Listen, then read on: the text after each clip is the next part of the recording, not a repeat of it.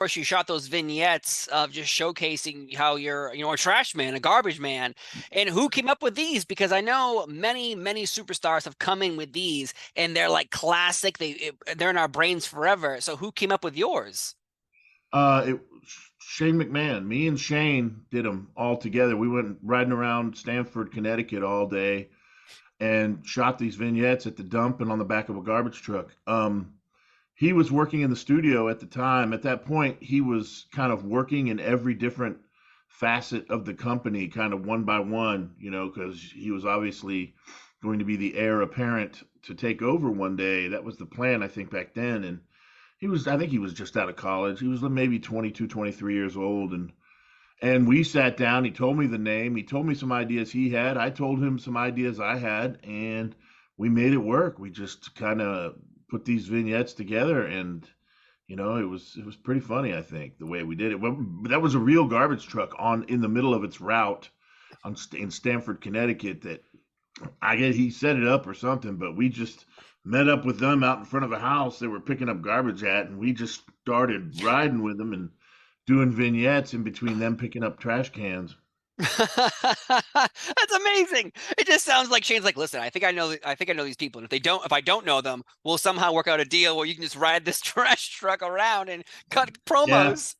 they were cool with it. Yeah, and then we went to the dump, and I climbed up in a huge pile of garbage, and they were cool with it. And yeah, he had great ideas. Wow. And now, are you writing things out or you're just spitballing what's coming to your brain? I've a little bit of both. I think I wrote a few kind of a little bit of verbiage for promos, maybe on the plane trip up there. And then he had some ideas, and he looked at mine and plugged them into his planned vignettes and stuff, and we just kind of put it all together.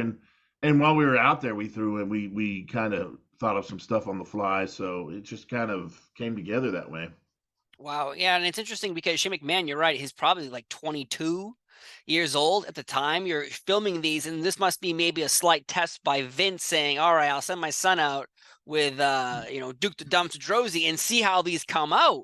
And obviously they came out great because when you came in, everyone was super excited to see you, come into the ring and your character.